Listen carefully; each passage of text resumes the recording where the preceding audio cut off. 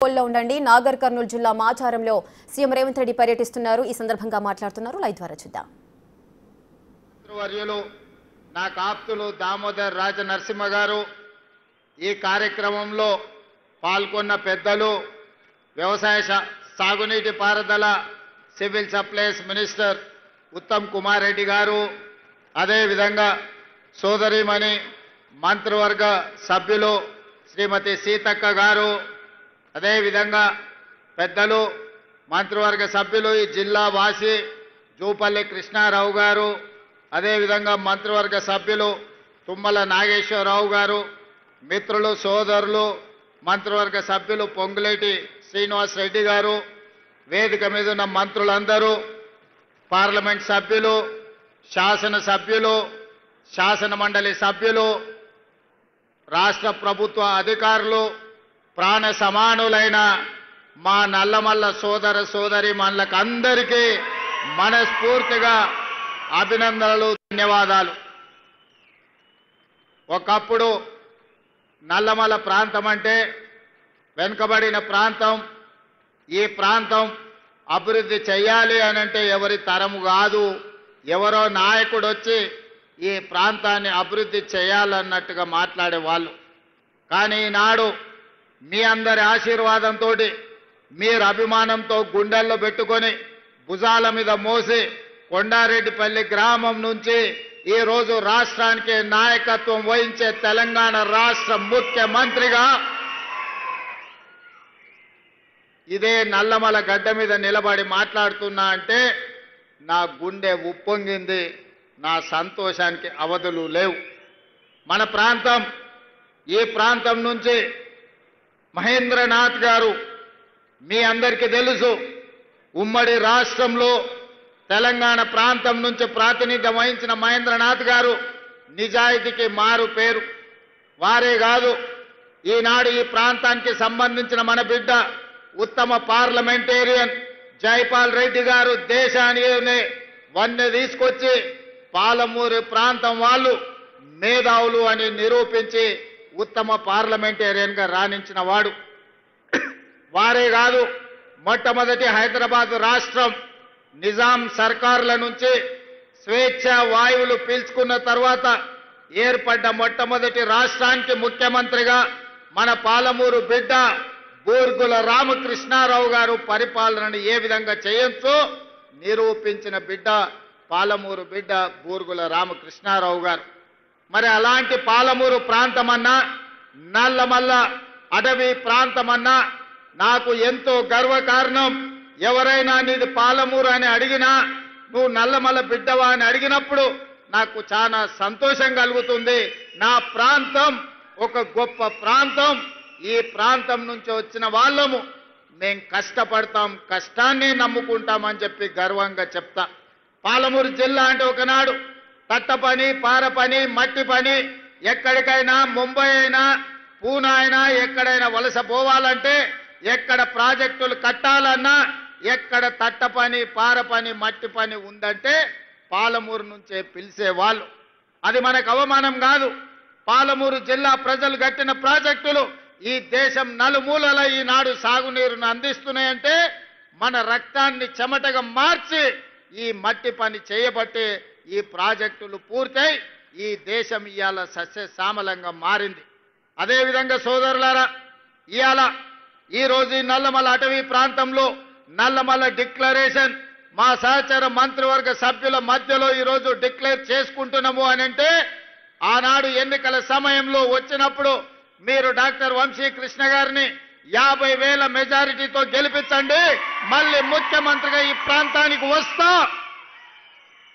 ఈ ప్రాంతం నా ప్రాంతం, ఈ ప్రాంతాన్ని అభివృద్ధి పదం వైపు నడిపించి ఆదర్శ నియోజకవర్గంగా తీర్చిదిద్దుతా అని ఆనాడు ఎన్నికల సమయంలో మీకు మాట ఇవ్వడం జరిగింది. ఆ మాట ప్రకారం మీరు మీ మాట నిలబెట్టుకున్నారు. డాక్టర్ వంశీకృష్ణను అత్యధిక మెజారిటీతో 50,000 పైన మెజారిటీతో గెలిపించి నల్లమల్ల పౌరుషాన్ని ఈ ప్రాంతం కాంగ్రెస్ పార్టీకి అండగా నిలబడుతుంది. ఈ ప్రాంతం వాడు ముఖ్యమంత్రి అయితే మా కష్టాలు తీరుతాయని మీరు ఆశీర్వదించి వంశీకృష్ణ గారిని గెలిపించండ్రు. ఈనాడు 65 మంది శాసనసభ్యులు తెలంగాణ నలుమూలలా గెలిపించడం వల్ల తెలంగాణ రాష్ట్ర ముఖ్యమంత్రిగా మీ బిడ్డ ఈరోజు మీ మధ్యలో నిలబడి నేను నల్లమల ప్రాంతం వాడిని తెలంగాణ రాష్ట్రానికి ముఖ్యమంత్రి అని చెప్పుకునే గర్వపడే విధంగా ఈనాడు ఇక్కడ నిలబడ్డం. ఈరోజు నా బాధ్యత పెరిగింది. వంశీకృష్ణ గారు కొన్ని అంశాలను ప్రస్తావించడం, ఈ ప్రాంత అభివృద్ధికి సంబంధించి ఈ ప్రాంతాన్ని అభివృద్ధి చేయడం అనేది వంశీకృష్ణ గారికి ఎంత బాధ్యత ఉందో వారితో సమానంగా బాధ్యతను పంచుకోవడానికి ఈ ప్రాంతానికి అవసరమైన నిధులు మంజూరు చేయడానికి ప్రత్యేకమైన ప్రణాళికలు ఏర్పాటు చేసి ఇంతకుముందే కలెక్టర్ గారికి, షరత్ ఐఏఎస్ ఆఫీసర్ గారికి, ఇతర అధికారులకు మా ఉప ముఖ్యమంత్రి గారికి విజ్ఞప్తి చేసిన నా ప్రాంతాన్ని అభివృద్ధి చేయడానికి ప్రత్యేకమైన ప్రణాళికలు రచించండి, దానికి అవసరమైన నిధులను విడుదల చేయాలి, ఈ ప్రాంతంలో సాగునీరు అందాలి, ఈ ప్రాంతంలో పేదలకు విద్య, ఉద్యోగ, ఉపాధి అవకాశాలు ఇవ్వాలి అని చెప్పి మా సహచర మంత్రివర్గ సభ్యులతో పాటు అధికారులకు సూచన చేయడం జరిగింది. మిత్రులారా, ఇవాళ ఈరోజు ఏర్పాటు చేసుకున్న కార్యక్రమం 29 మంది గిరిజన కుటుంబాలు 45 ఎకరాలలో ఆనాడు ఈ భూముల్లో వాళ్ళు దున్నుకుంటే ఈ పోడు భూములు పోరు భూములుగా మారినాయి. ఆనాడు ఈ పోరు భూముల్లో పోరాటం చేసిన గిరిజనులను బేడీలు వేసి జైలుకు పంపించిన చరిత్ర గత ప్రభుత్వానిదైతే ఈనాడు అదే భూముల్లో సోలార్ పవర్ ప్లాంట్లు పెట్టి వాళ్లకు మంచి తోటలు పెట్టి మంచి పంటలు పండే ఫలాలను ఇచ్చే భూములుగా మార్చి ఈ రోజు ఆ గిరిజనులు ఆత్మ గౌరవంతో బ్రతికే విధంగా ఇందిరా సౌర గిరి జల విధానాన్ని ఈ రోజు ప్రవేశపెట్టడం జరిగింది. అయితే మా ఉప ముఖ్యమంత్రి గారికి నాదొక సూచన, ఈ ఇందిరా సౌర గిరి జల వనరుల అంటే పలకడానికి మాకు కొంచెం కష్టంగా ఉంది, ఇందిరా సోలార్ గిరి జల విధానం అనే కింద మార్చండి, సౌర అనే బదులు కంటే సోలార్ అని పెడితే మా వాళ్ళకి అల్కగా అర్థమవుతుంది, మేము అల్కగా మాట్లాడడానికి ఉంటుందని వారికి నేను విజ్ఞప్తి చేస్తున్నా. అదేవిధంగా మిత్రులారా, ఇవాళ అక్కడ ఆడబిడ్డలతో మాట్లాడినా, మా చెంచు ఆడబిడ్డలతో మాట్లాడుతున్నప్పుడు నాకు ఆశ్చర్యం కలిగింది. సమాజం పట్ల వాళ్ళకున్న అవగాహన, సమాజంలో జరుగుతున్న అభివృద్ధిని ఈరోజు అక్కడ అలివేలు అనే అమ్మాయితో మాట్లాడినా, ఆ అమ్మాయి ట్రైనింగ్కి వెళ్ళింది, తోటల పెంపకాల గురించి అవగాహన కల్పించుకుంది, అధికారులతో మాట్లాడింది, ఇతర ప్రాంతాలలో జరుగుతున్న తోటల పెంపకాలలో తీసుకుంటున్న జాగ్రత్తల గురించి ఆ అమ్మాయికి అవగాహన కలిగింది. అందుకే ఈరోజు నేను కలెక్టర్ గారికి ఆదేశాలు ఇచ్చిన, ఎవరైతే ఈ గిరిజన ప్రాంతాలలో ఉన్న ఆడబిడ్డలు ఈ తోటల పెంపకంలో కానీ సోలారు విద్యుత్తు మోటార్లు పెట్టుకోవడంలో కానీ అదేవిధంగా వాళ్ళ ఇంటికి సోలారు విద్యుత్తు పెట్టుకోవడానికి అవసరమైన ప్రణాళికలు అవగాహన కల్పించడానికి వాళ్ళకు అవకాశం ఇచ్చండి, వాళ్ళను అచ్చంపేట నలుమూలల తిప్పండి అని చెప్పి నేను కలెక్టర్ గారికి ఆదేశాలు ఇచ్చిన. అదేవిధంగా ఇవాళ అక్కడ అధికారులతోనే మాట్లాడినా, ఈరోజు మనము కరెంటు ఒకప్పుడు మోటార్లు కాలిపోవడము, ట్రాన్స్ఫార్మర్లు పేలిపోవడం చూసినాం. ఈనాడు కరెంటు నిరంతరాయంగా వచ్చినా ఈరోజు ఆ విద్యుత్తు తడిసి భారమై ఈరోజు రైతులకు కావలసిన విధంగా ఆ విద్యుత్తును వాడుకోలేని పరిస్థితి ఉంది. అందుకే ఈరోజు ఈ అచ్చంపేట ప్రాంతంలో మా వంశీకృష్ణ గారి విజ్ఞప్తి మేరకు ఎన్ని మోటార్లు ఉన్నాయో మొత్తం నియోజకవర్గంలో అందరి రైతులకు ఉచితంగా సోలార్ విద్యుత్తు పంపు సెట్లు ఇచ్చి ఈ వేదిక మీద నుంచి తెలంగాణ ప్రజలందరికీ నేను ఒక విజ్ఞప్తి చేయదలుచుకున్నా. నా సొంత ప్రాంతం అచ్చంపేట ప్రాంతం, ఈనాడు ఏ రైతు కూడా విద్యుత్తు వినియోగాన్ని చేసే మోటార్లు కాదు, రాబోయే 100 రోజుల్లో ప్రతి రైతుకు సోలారు విద్యుత్తు మోటార్ను అందించి సోలారు విద్యుత్తు ఉత్పత్తి మోటార్లకే కాదు, రేపు భవిష్యత్తులో అదనంగా సోలారు విద్యుత్తును ఉత్పత్తి చేసి ప్రభుత్వానికి అమ్మే విధంగా ఆ ఆడబిడ్డలకు 3,000, 4,000, 5,000 ప్రతి నెల ఆదాయం వచ్చే విధంగా ఈరోజు ప్రణాళికలు రచించండి అని చెప్పి మా అధికారులకు చెప్పిన. అందుకే ఇవాళ అచ్చంపేట నియోజకవర్గాన్ని ఈ రాష్ట్రానికి, దేశానికే ఆదర్శంగా తీర్చిదిద్దే బాధ్యతను స్థానికైన రైతులు, గిరిజనులు, ఇక్కడికి విచ్చేసిన వేలాది మంది రైతులు బాధ్యతగా తీసుకోండి. ప్రపంచానికే మన అచ్చంపేటను ఆదర్శంగా తీర్చిదిద్దుదాం. దానికి అవసరమైన నిధులను ఇచ్చే బాధ్యత మీ సోదరుడిగా నేను తీసుకుంటాను అని చెప్పి మీకు అందరికీ విజ్ఞప్తి చేస్తున్నా. సాగునీటి ప్రాజెక్టులు కావచ్చు, రోడ్లు కావచ్చు, కళాశాలల గురించి మా వంశీకృష్ణ గారు చెప్పారు. దానికి సంబంధించిన ప్రణాళికలన్నిటిని కూడా అధికారులకు ఇవ్వండి, అంచనాలు తెప్పించి వాటికి అవసరమైన మంజూరు చేయడానికి అన్ని జాగ్రత్తలు అన్ని నిర్ణయాలు తీసుకుంటామని చెప్పి నేను ఈ వేదిక మీద నుంచి నేను చెప్పదలుచుకున్నా. మిత్రులారా, ఇవాళ ఆలోచన చేయండి. 2023 డిసెంబర్ 7 నాడు మనం అధికారం చేపట్టిన తర్వాత ఈనాటి వరకు దాదాపుగా తుమ్మల నాగేశ్వరరావు గారి నాయకత్వంలో రైతులకు 60,000 కోట్ల రూపాయలు ఈ రోజు రైతుల మీద ఖర్చు పెట్టినాం. అందులో 21,000 కోట్ల రూపాయలు రైతు రుణమాఫీలోనే ఖర్చు పెట్టినాం. రైతు భరోసా కావచ్చు, రైతు రుణమాఫీ కావచ్చు.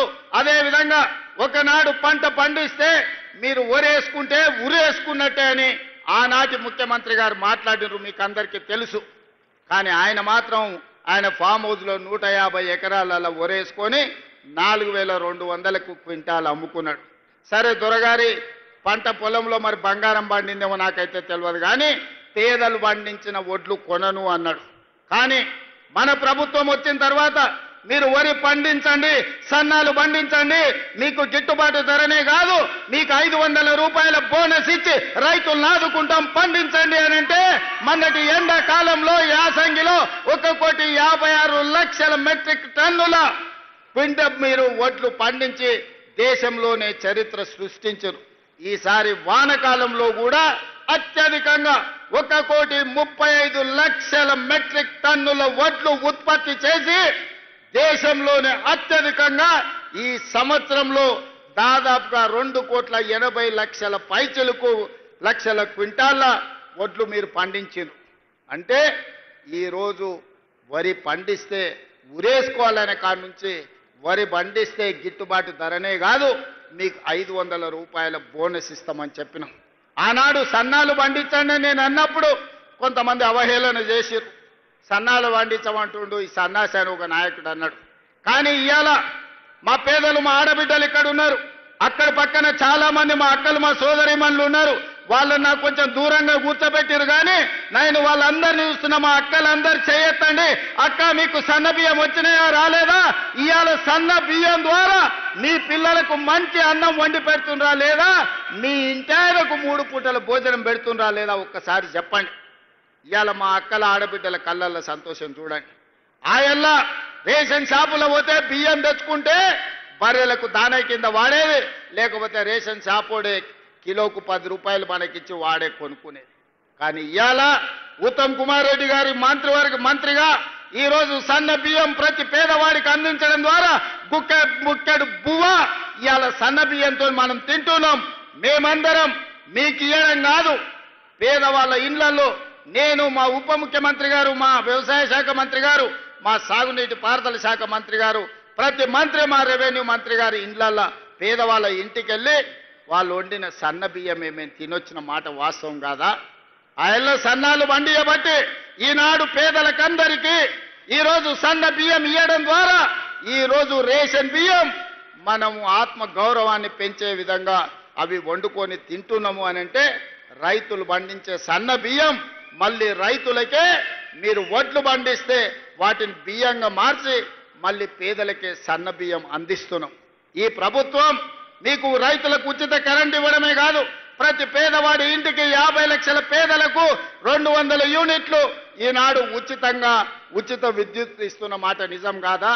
పేదలకందరికీ ఇవాళ 3,10,00,000 మందికి సన్న బియ్యాన్ని రాష్ట్ర ప్రభుత్వం అందిస్తున్న మాట వాస్తవం కాదా?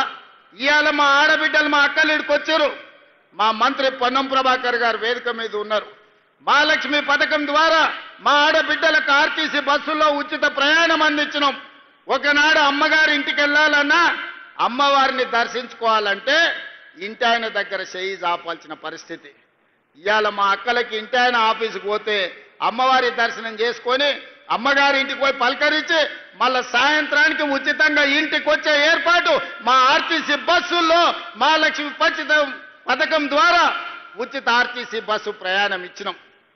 ఈ 16-17 నెలల దాదాపుగా 5,500 కోట్ల రూపాయలు ఈరోజు ఆడబిడ్డల ఉచిత బస్సుకు మనం ఖర్చు పెట్టడం జరిగింది. ఇదే కాదు, మా ఆడబిడ్డలు ఉన్నారు, సంఘాల సభ్యులు ఉన్నారు. ఈ రోజు ఎవరెవరో పెద్ద పెద్ద వ్యాపారస్తులు బస్సులు కొని ఆర్టీసీకి కిరాయికి ఇస్తున్నారు.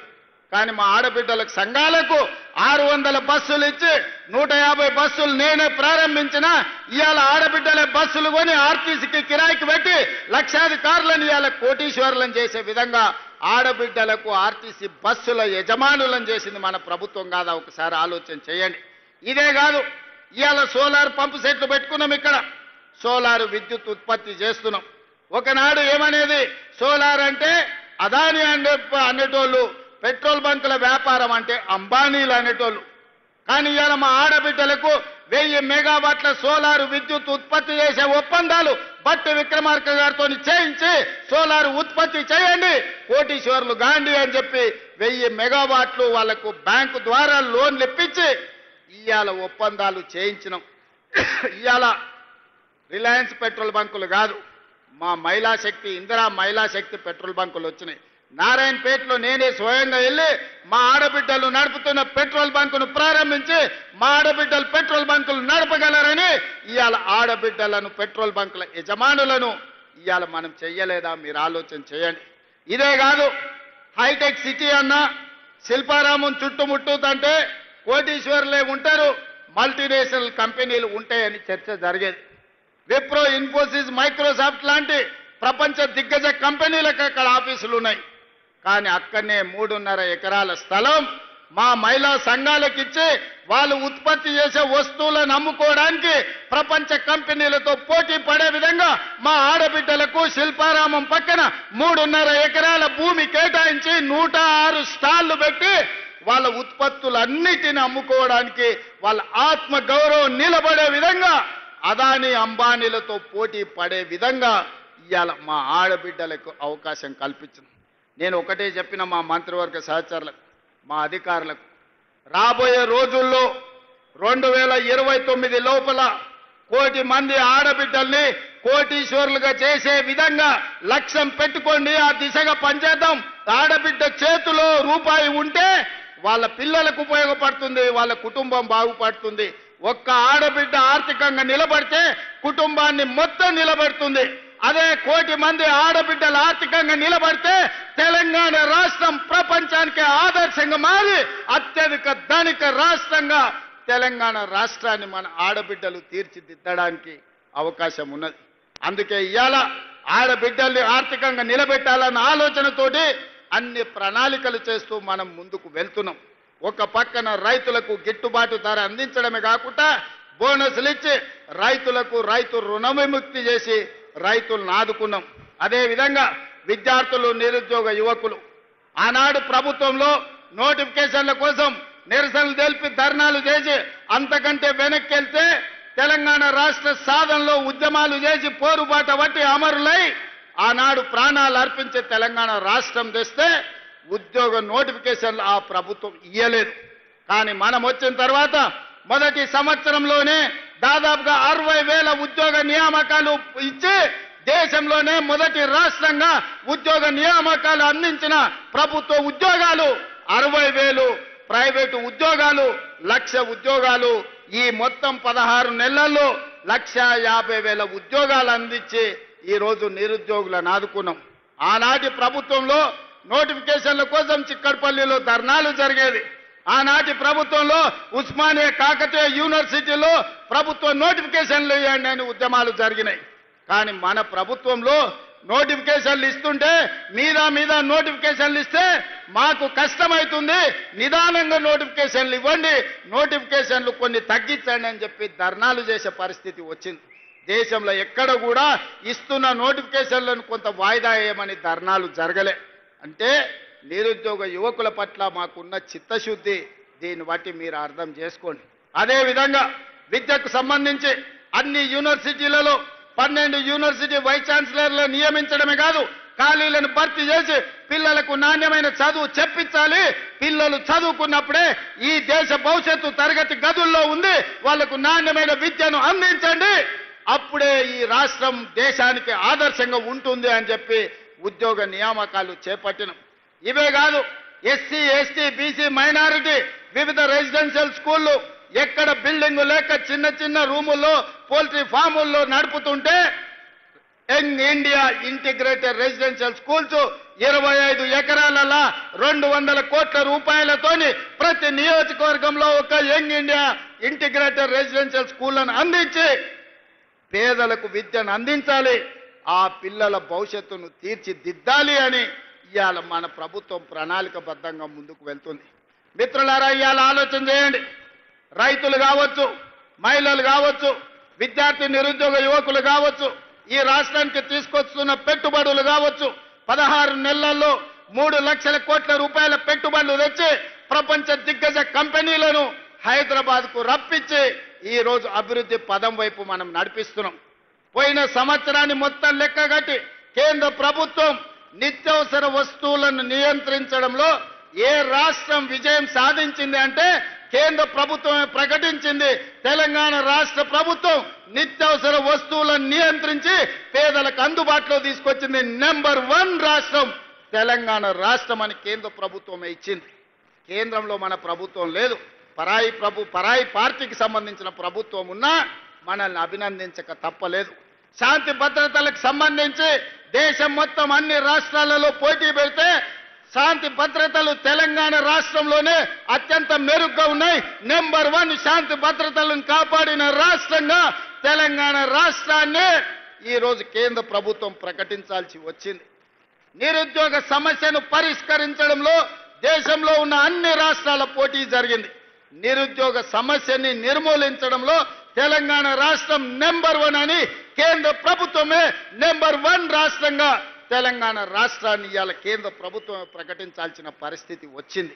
అంటే ఏ రంగంలో అయినా ఇదే కాదు, పన్నుల వసూళ్లలో రాష్ట్ర ప్రభుత్వానికి వచ్చే ఆదాయంలో ఏ రాష్ట్రం అత్యధికంగా తన పన్నులను వసూలు చేసింది అనంటే తెలంగాణ రాష్ట్రమే. సొంతంగా పన్నుల సేకరణలో నెంబర్ 1 రాష్ట్రం తెలంగాణ రాష్ట్రం అని ఇవాళ కేంద్ర ప్రభుత్వము ఇవాళ ప్రకటించింది. అందుకే మిత్రులారా, పరిపాలన మన చేత కాదని, మన వల్ల కాదని, పాలమూరు జిల్లా వాళ్లకు పాలన చేత కాదని అవహేళన చేస్తున్న వాళ్లకు ఇదే దీటైన జవాబు. పాలమూరు వాళ్ళు తట్ట పని, పార పని, మట్టి పని కాదు, పరిపాలనలో కూడా నెంబర్ 1గా దేశానికి ఆదర్శంగా నిలబడతామని, ఈ దేశానికి తెలంగాణ రాష్ట్రాన్ని ఆదర్శంగా నెంబర్ 1గా తీర్చిదిద్దుతామని ఈ 16-17 నెలల్లో మనం నిరూపించినాం. కానీ ఇది సరిపోదు, ఇంకా ముందుకు వెళ్ళాలి అనంటే ప్రజలందరూ మమేకమై మనతో కలిసి వచ్చి మా అడుగులో అడిగేసి మమ్మల్ని ఆశీర్వదించి ముందుకు నడపండి. అచ్చంపేటలో ఏ విధంగా అయితే ప్రతి రైతుకు సోలారు పంపు సెట్ ఇచ్చి విద్యుత్ అవసరం లేకుండా స్వయంగా ఆదాయాన్ని పెంచుకోవడానికి అచ్చంపేటను ఏ విధంగా ఆదర్శంగా తీర్చిదిద్దాలనుకుంటున్నామో తెలంగాణ రాష్ట్రంలో కూడా ప్రణాళికలు చేయాలి. ఈనాడు ఏ పేదల కోసం మా పెద్దలు భట్టి విక్రమార్క గారు చెప్పిండ్రు, ఈ దేశంలో ఈ భూమి మీద జరిగిన ఏ పోరాటమైనా భూమి కోసం లేదా స్వేచ్ఛ కోసం జరిగిన పోరాటాలే. ఆనాడు తెల్లదొరలను ఓడించి తెల్లదొరలను తరిమి ఈ దేశ ప్రజలకు స్వేచ్ఛనిచ్చింది కాంగ్రెస్ పార్టీ. అదేవిధంగా ఆనాడు జల్ జమీన్ జంగల్ కావచ్చు, భూమి కోసం, భుక్తి కోసం, విముక్తి కోసం జరిగిన పోరాటాలు కావచ్చు, దొడ్డి కొమరయ్య కావచ్చు, కొమరం భీముడు కావచ్చు, చాకలి ఐలమ్మ కావచ్చు, లేకపోతే రామ్జీ గోండు కావచ్చు, సూరవరం ప్రతాప్ రెడ్డి కావచ్చు, ఈ పోరాటాలన్నీ స్వేచ్ఛ కోసం, భూమి కోసం జరిగిన పోరాటాలే. స్వేచ్ఛని దేశానికి ఇచ్చింది మా కాంగ్రెస్ పార్టీ. ఆనాడు పండిత్ జవహర్లాల్ నెహ్రూ, మహాత్మా గాంధీ గారి నేతృత్వంలో ఈ దేశానికి స్వేచ్ఛను తీసుకొచ్చాం. స్వేచ్ఛను వచ్చిన దేశానికి రాజ్యాంగాన్ని అందించిన బిడ్డ డాక్టర్ బాబాసాహెబ్ అంబేద్కర్ ఈ రోజు మనకు హక్కులను కల్పించాడు. ఆ హక్కుల నేపథ్యంలోనే అటవీ హక్కుల చట్టాన్ని తీసుకొచ్చినాం. ఆనాడు పివి నరసింహారావు గారు, ఇందిరాగాంధీ గారు అగ్రికల్చర్ సీలింగ్ యాక్ట్ తీసుకొచ్చి దొరల దగ్గర వేలాది ఎకరాల భూములుంటే దాదాపుగా 25 లక్షల ఎకరాల భూములను పేదలకు అసైన్మెంట్ పట్టాలు పంచిపెట్టిన పార్టీ. ఆత్మగౌరవంగా బతకండి. గ్రామాలలో ఆత్మగౌరవం అంటేనే భూమి. ఒక ఊర్లో ఒక వ్యక్తికి గౌరవం ఉందంటే నీకెంత భూమి ఉందయా, ఎన్ని అరకలు కట్టి నువ్వు దుక్కి దున్నుతున్నావు అనే దాన్ని బట్టి మన ఆత్మగౌరవం. ఒకప్పుడు దళితులకు గిరిజనులకు బలహీన వర్గాలకు భూమే లేదు. దొరల దగ్గరనో రెడ్ల దగ్గరనో పెట్టుబడులదారుల దగ్గరనో భూములుంటే వీళ్ళందరూ వాళ్ళ భూముల్లో వ్యక్తి చాకరీ చేస్తూ కూలీలుగా బతికేది. కానీ ఇందిరమ్మ వచ్చిన తర్వాత 25 లక్షల ఎకరాల భూమిని అసైన్మెంట్ పట్టాల పేరు మీద మీకు భూములు ఇవ్వబట్టి ఇవాళ మీరు ఆత్మగౌరవంతో భూ యజమానులుగా ఈ రోజు మీరు మాట్లాడుతున్నారు. ఇవాళ చెంచు బిడ్డలు భూమిలో సోలార్ పవర్ ప్లాంట్ పెట్టుకొని ఈ రోజు అక్కడ చెట్లు నాటి ఉపాధి వచ్చింది. ఇది కాంగ్రెస్ పార్టీ ఇందిరమ్మ ఇచ్చింది కాదా? ఇవాళ నిన్నగాక మొన్న జరిగిన పహల్గాం నేపథ్యంలో ఇండియా పాకిస్తాన్ యుద్ధం జరిగిన తర్వాత ప్రధానమంత్రి ఎట్లా ఉండాలంటే ఇందిరమ్మ లాగా ఉండాలి, నిటారుగా నిలబడి దేశాన్ని రక్షించాలి. పాకిస్తాన్ తోటి యుద్ధం చేసి యుద్ధంలో పాకిస్తాన్ని 2 ముక్కలు చేసి ఒక ముక్క బంగ్లాదేశ్, రెండో ముక్క పాకిస్తాన్ అని ఇందిరమ్మ నిరూపించింది 54 ఏళ్ల క్రితం. అలాంటి పౌరుషం కలిగిన నాయకురాలు ఈ దేశానికి ప్రధానమంత్రిగా ఉంటే 50 ఏళ్ల తర్వాత ఈరోజు మీరు ఆలోచన చేయండి. ఎంతో మంది ప్రధానమంత్రులైన, ఎంతో మంది రాష్ట్రపతులైన, కానీ తండాలలో గూడాలలో మారుమూల పల్లెల్లో వాళ్ళ పేర్లు గుర్తు లేవు. కానీ ఏ గూడెంలో ఏ ఆదివాసి దగ్గరికి వెళ్ళి వాళ్ళని తలుపు తట్టండి, వాళ్ళ గుండెలోకి తొంగి చూడండి, వాళ్ళ గుండెల్లో ఇందిరమ్మ ఉన్నదా లేదా 50 ఏళ్ల తరువాత కూడా ఇవాళ పేదోడి గుండెల్లో తండాలలో గూడాలలో ఇందిరమ్మ ఉన్నది అంటే మన అమ్మ కంటే ఎక్కువగా మనల్ని ప్రేమించింది, మన బాగు కోరుకున్నది, మన బతుకులు బాగు చేసింది. అందుకే ఈ రాజ్యం ఇందిరమ్మ రాజ్యం. అందుకే ఈరోజు మా పేరు ఇందిర సోలార్ గిరిజల వికాసం అని ఈరోజు మనం పెట్టుకున్నాం. పేదోళ్ళు, దళితులు, గిరిజనుల గూడాలలో వాళ్ళ కళ్ళల్లో వెలుగు చూడాలి అని చెప్పి ఇందిరమ్మ ఆనాడే పునాదులేసింది. ఆ ఇందిరమ్మ వారసులుగా ఈరోజు మేము మీ ముందుకు వచ్చి నిలబడ్డాం. సోదరులారా, ఇవాళ మీరు ఆలోచన చేయండి. 10 ఏళ్ళు తెలంగాణ రాష్ట్రంలో ఏ ఒక్కనాడైనా ముఖ్యమంత్రి వచ్చిండా, గిరిజనులను కలిసిండా? ఇప్పుడే మా సీతక్కతో అడిగిన, ఒకనాడు తాడ్వాయి మండలంలో ములుగు నియోజకవర్గంలో గిరిజనులు ముఖ్యంగా అక్కడ ఉండే గొత్తికోయలు పొలం దున్నుకున్నారని ఆడబిడ్డల్ని చీరలు ఇప్పి చెట్ల కట్టేసి కొట్టే ఆనాడు 20 కిలోమీటర్ల అడవిలో నడుచుకుంటే నేను సీతక్క పోయి ఆనాడే చెప్పినాం, ఈ గిరిజనులకు అండగా నిలబడతాం, ఈ జనులు ఆదుకుంటామని. ఆ గిరిజనులకు అటవీ హక్కుల చట్టం తీసుకొచ్చి 6,70,000 ఎకరాల భూ పంపకాలు, పోడు భూముల పట్టాలు Congress party doctor YS Rajasekhara Reddy గారు ముఖ్యమంత్రిగా ఉన్నప్పుడు సోనియా గాంధీ గారి నాయకత్వంలో మనం ఇచ్చిన మాట వాసం కాదా? అందుకే ఇవాళ ఈ నల్లమల్ల డిక్లరేషన్లో నేను మాట ఇస్తున్నా. తండాలలో గూడాలలో మారుమూల పల్లెల్లో ఉన్న ఆదివాసీలందరికీ 6,70,000 ఎకరాలలో నల్లమల్ల డిక్లరేషన్ లో భాగంగా సోలార్ పంపు సెట్లు ఇచ్చి మీ పంటలు పండే విధంగా, మీరు తోటలు పెట్టుకునే విధంగా, మీరు ఆత్మగౌరవంతో బ్రతికే విధంగా మీ భూమి మీద మీకు హక్కు ఇవ్వడమే కాదు, మీ భూమిలో విద్యుత్ ఉత్పత్తి చేసి మీకు మీరే యజమానులుగా బాగుపడే విధంగా ఈ నల్లమల్ల డిక్లరేషన్లో తీసుకున్న నిర్ణయాన్ని అమలు చేసి చూపిస్తామని చెప్పి నేను ఈ సందర్భంగా తెలియజేస్తున్నా. నేను గ్రామాల నుంచి వచ్చిన కాబట్టి పేదవాళ్ళ కష్టాలు నాకు తెలుసు. నల్లమల్లను అభివృద్ధి పదం వైపు నడిపించే విధానం నాకు తెలుసు. తెలంగాణ రాష్ట్రాన్ని ఏ విధంగా పునర్నిర్మించాలో ఇవాళ మీ అందరి ఆశీర్వాదంతో ముందుకు వెళ్తున్నాం.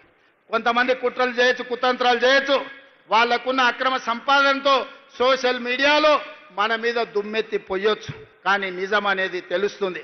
ఆ నిజం ఎట్లా తెలుస్తుంది అంటే సన్న బియ్యంతో బుక్కెడు పువ్వ కడుపులకు పోయినప్పుడు ఆ ఆడబిడ్డకు తెలుస్తుంది, వాళ్ళ పిల్లలకు బుక్కెడు పువ్వ పెట్టినప్పుడు, ఇంటానికి పెట్టినప్పుడు ఇది ఇందిరమ్మ రాజ్యంలో మా రేవంత్ అన్న ఇచ్చుడు సన్న బియ్యం అని చెప్పి ఆ ఆడబిడ్డలకు తెలుస్తుంది. ఇవాళ 60,000 మంది నిరుద్యోగ యువకులు ఉద్యోగాలు వచ్చి ప్రతి నెల జీతం కోసం సంతకం పెట్టినప్పుడు ఈ ఉద్యోగం మా రేవంత్ అన్న ఇచ్చిండు, ఆయన వచ్చినాకనే మాకు ఉద్యోగం వచ్చింది అని చెప్పి అతను గుర్తు చేసుకుంటాడు. ఇవాళ గవర్నమెంట్ స్కూళ్లలో, రెసిడెన్షియల్ పాఠశాలల్లో చదువుకుంటున్న విద్యార్థులకు 40% డైట్ ఛార్జెస్ పెంచడమే కాదు, ఆడబిడ్డలకు 200% కాస్మెటిక్ ఛార్జెస్ పెంచడం కదా. ప్రతి నెల అవి పొందినప్పుడు ఆ బిడ్డలు గుర్తు చేసుకుంటారు. ఇదే కాదు, రైతు రుణమాఫీ 20,617 కోట్ల రూపాయలు, 25,55,364 మంది రైతులు పాస్ పుస్తకం చూసినప్పుడల్లా మా సోదరుడు రేవంత్ రెడ్డి 2 లక్షల రూపాయల వరకు 21,000 కోట్ల రూపాయల రైతు రుణమాఫీ చేసిండని మా రైతులు గుర్తు చేసుకుంటారు. ఈ విధంగా చెప్పుకుంటూ పోతే 50 లక్షల కుటుంబాలు ఇవాళ 200 యూనిట్లు ఉచిత కరెంటును ఈ రోజు పొందుతున్నాయి. 3,10,00,000 మంది తెలంగాణ రాష్ట్రంలో సన్న బియ్య లబ్ధిదారులు ఉన్నారు. వీళ్ళందరూ గుర్తు చేసుకున్నప్పుడు ఆ సన్నాసులు సోషల్ మీడియాలో చేసే తప్పుడు ప్రచారం నాకు ఒక లెక్కన అని చెప్పి ఈ రోజు మీ అందరి ముందర నేను చెప్పదలుచుకున్నా. కాబట్టి మిత్రులారా, ఎవడు ఏది చెప్పినా నిజం మీకు తెలుసు, నిజం మీ కళ్ళ ముందలు ఉన్నది. నిజాన్ని నిర్భయంగా కాంగ్రెస్ పార్టీ కార్యకర్తలు, తెలంగాణ బాగు కోరుకునే వాళ్ళు నిర్భయంగా నిటారుగా నిలబడి చెప్పండి. ముఖ్యంగా మా ఆడబిడ్డల్ని 1,000,000 మందిని కోటీశ్వరులను చేసే బాధ్యత మాది. పోయిన సంవత్సరం సెర్పులో 15,000 కోట్లు, మెప్మాలో 6,000 కోట్లు, 21,000 కోట్లు సంఘాలకు లింకేజ్ ఇచ్చినాం. ఈసారి ఇప్పటికే 15,000 కోట్లు లక్ష్యం పెట్టుకుంటే 20,000 కోట్ల రూపాయలు ఈ సంవత్సరం కూడా మా ఆడబిడ్డలకు బ్యాంకు లింకేజ్తోని మా బట్టి గారు అందించారు. ఎవరైతే లబ్ధి పొందినరో లబ్ధి పొందిన వాళ్ళు గుర్తుపెట్టుకుంటే చాలు. ఎవడైతే తప్పుడు ప్రచారం చేస్తుండో కడుపు నిండా విషం పెట్టుకొని ఆ విషంతో విష ప్రచారం చేయడం ద్వారా మన ప్రతిష్టకు భంగం కలిగించాలనుకుంటున్నారు. నేను వాళ్ళందరినీ పట్టించుకోదలుచుకోలేదు, వాళ్ళ దిక్కు చూడదలుచుకోలేదు. ప్రతి ఊర్లో ఒకడో ఇద్దరో తాగుబోతులో సన్నాసులో ఉండనే ఉంటారు. అంత మాత్రాన ఊరేమన్నా పాడైపోతుందా, ఊరికేమన్నా దరిద్రం వస్తుందా? మిత్రులారా, తెలంగాణ రాష్ట్రంలో కూడా 5 మందో 10 మందో నాయకులు సన్నాసులు ఉండొచ్చు, దరిద్రం ఉండొచ్చు, కడుపు నిండా విషం ఉండొచ్చు. కానీ కష్టపడే మీ సోదరుడు మీ రేవంత్ అన్న రోజుకు 24 గంటలు మీకోసం కష్టపడతాడు. నల్లమల పౌరుషాన్ని, నల్లమల పరిపాలనను దేశానికి ఆదర్శంగా నిలబెడతాడు. ఈ రాష్ట్రాన్ని అభివృద్ధి పదం వైపు నడిపించడానికి ఆశీర్వదించి అండగా నిలబడ్డందుకు మీకందరికీ మనస్ఫూర్తిగా ధన్యవాదాలు తెలియజేస్తూ మీ అందరి దగ్గర సెలవు తీసుకుంటున్న మిత్రులారా, ధన్యవాదాలు.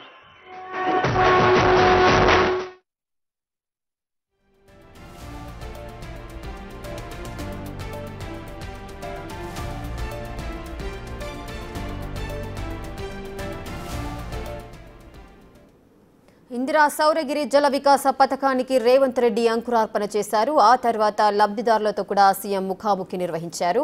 సోలార్ పంపు సెట్లను ఫ్రీగా ఇస్తామని చెప్పారు. 1 రూపాయి కూడా చెల్లించాల్సిన అవసరం లేదని చెప్పారు. అచ్చంపేట నియోజకవర్గాన్ని దేశానికి ఆదర్శంగా తీర్చిదిద్దాలని సూచించారు సీఎం రేవంత్ రెడ్డి. సోలార్ ప్యానెళ్లతో వ్యవసాయానికి నెల నెల ఆదాయం వచ్చేలా ఉండాలని అధికారులకు కూడా సూచించారు సీఎం.